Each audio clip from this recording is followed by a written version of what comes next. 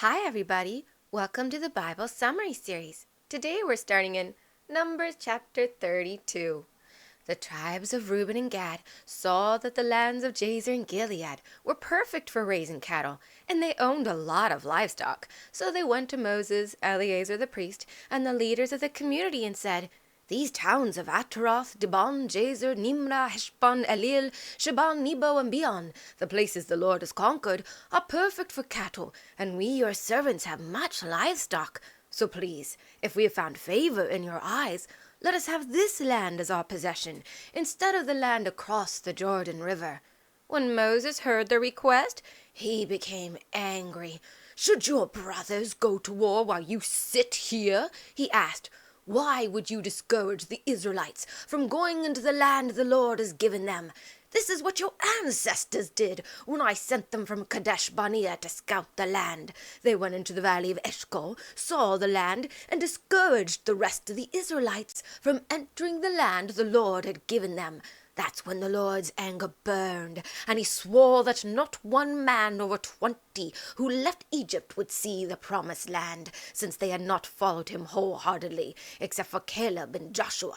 The Lord's anger burned against Israel, and he made them wander in the wilderness for 40 years, until the entire generation guilty of that sin had died. And now you, a brood of sinners, are rising up in their place and doing the same thing. Must you make the Lord even angrier toward Israel? If you turn away from him, he will abandon them in the wilderness again, and you will be responsible for destroying all these people." But the men from Reuben and Gad came closer to Moses and said, "We will build pens here for our livestock and cities for our families, but we ourselves will arm ourselves for battle and lead the rest of the Israelites until we have brought them safely into their land. Meanwhile, our families will stay here safely in these fortified towns, protected from the inhabitants of this region. We will not return home until every Israelite has taken possession of his inheritance. But we don't want any share of the land on the west side of the Jordan River, because our inheritance lies here on the east side." "If you really do this," Moses said, "if your men go armed for battle before the Lord, cross the Jordan, and fight until he has driven out his enemies, then you may return without guilt before the Lord and Israel, and this land will be yours. But if you don't do what you have promised, you will be sinning against the Lord, and be sure your sin will find you out. So go ahead, build your cities for your families, and your pens for your livestock, but make sure you keep your word." So the people of Gad and Reuben answered, "We are your servants, and we will do as our Lord commands. Our children, wives, and flocks will stay here in Gilead, but we will cross over, armed for war, just as you have said." Then Moses told Eleazar the priest, Joshua son of Nun, and the leaders of the Israelite tribes that the men of Gad and Reuben were to cross the Jordan with them, fully armed, until they conquered the land. Afterwards, they were to be given Gilead as their possession. "But if they don't cross over armed with you," Moses said, "they must accept land among you in Canaan." Again the Gadites and Reubenites replied, "We will do exactly as the Lord has said. We will cross over armed into Canaan, but our inheritance is on the east side of the Jordan." Then Moses gave the Gadites, the Reubenites, and half the tribe of Manasseh, Joseph's son, the kingdoms of Sihon, king of the Amorites, and Og, king of Bashan, with all of its lands, towns, and surrounding territories. Then the tribes of Gad and Reuben rebuilt the surrounding towns, renamed them, and fortified them, and built pens for their livestock. Meanwhile, the descendants of Machir, son of Manasseh, went to Gilead, captured it, and drove out the Amorites who lived there. Then Moses gave Gilead to Machir's descendants, and they settled there. Jair, another descendant of Manasseh, captured several nearby villages and called them Havoth Jair. Nobah captured Kenath and its surrounding settlements and named it Nobah after himself. In Numbers 33, we read of where the Israelites traveled after they left Egypt. Moses recorded their movements from place to place as the Lord told them, along with all the details. In brief summary, the Israelites left Ramesses in Egypt on the 15th day of the first month, the day after the Passover.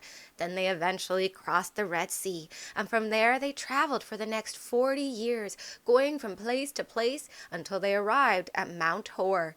It was on Mount Hor that Aaron the priest died in the 40th year after the Israelites left Egypt. On the first day of the 5th month, Aaron was 123 years old when he passed away. Meanwhile, King Arad the Canaanite in the southern part of Canaan heard of Israel's coming. Then the Israelites left that mountain, and again they traveled to multiple locations until they reached the plains of Moab by the Jordan River near the city of Jericho. When they arrived, the Lord told Moses, "When you cross the Jordan into the land of Canaan, you are to drive out all the inhabitants of the land before you, destroy all their pictures and their molten images, and tear down all their high places. Take possession of the land and settle in it, because I have given it to you as a possession. Divide it by lot among your families. The larger groups will receive a bigger share, and the smaller groups a smaller share. Wherever a family's lot falls, that will be his inheritance. In this way you are to distribute the land among your ancestral tribes.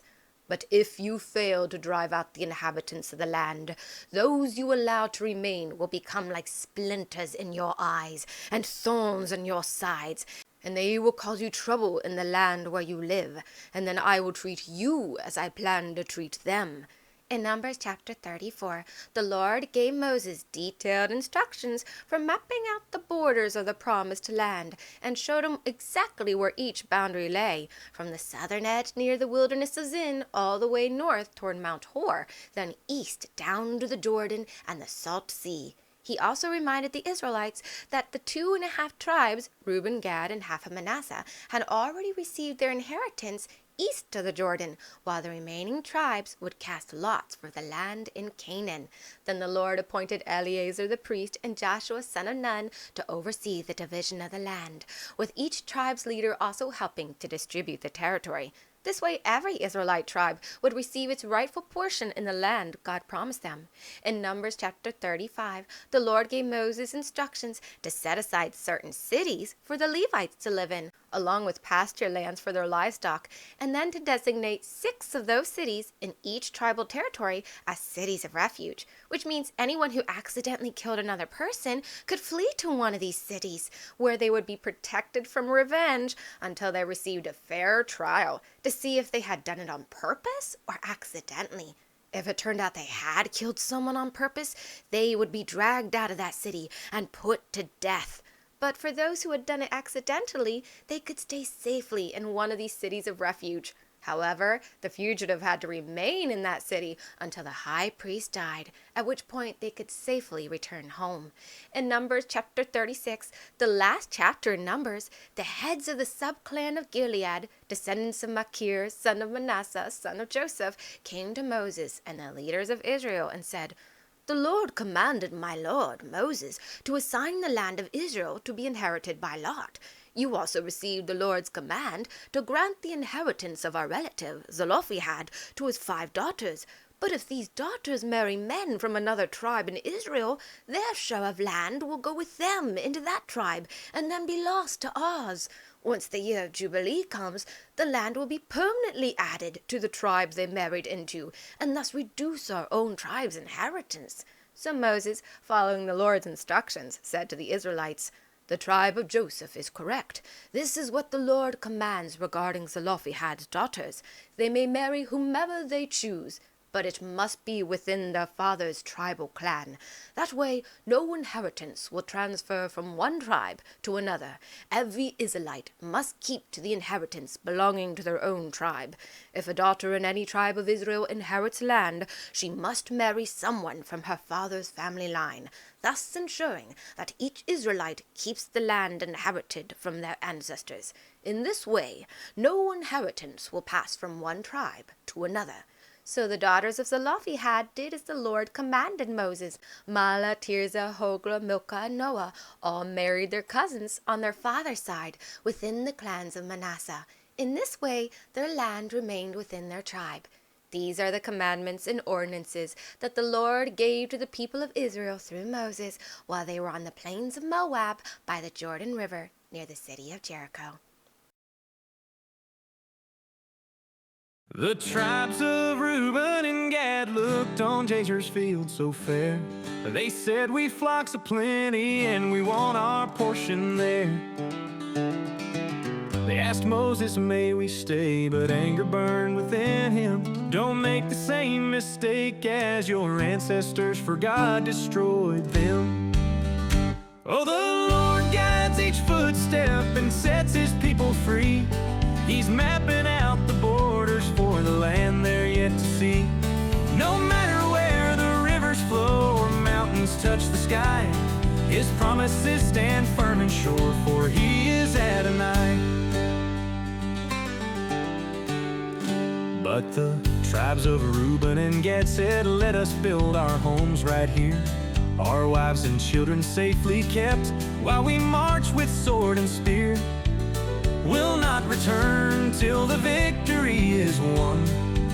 So Moses turned to the priests and declared, "If they keep their word and stay and do not run, let them have land on this side of the Jordan." Oh, the Lord guides each footstep and sets his people free. He's mapping out the borders for the land they're yet to see.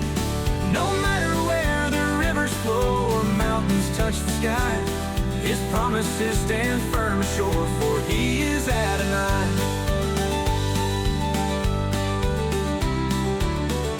Oh, the Lord guides each footstep and sets his people free. He's mapping out the borders for the land they're yet to see. No matter where the rivers flow or mountains touch the sky, his promises stand firm and sure, for he is Adonai. They wandered long through desert sands, from Ramesses on the day that Passover had set them free. They followed Pillar's way.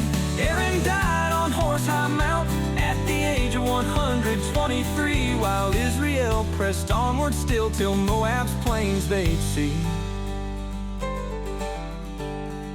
Oh, the Lord marks every boundary and shows us where to stay.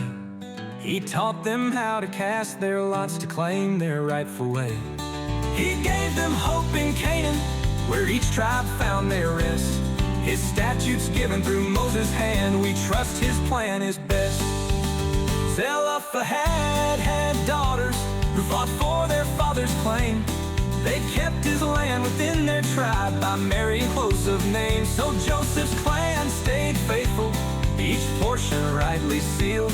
They honored God's commandments and the promise was revealed.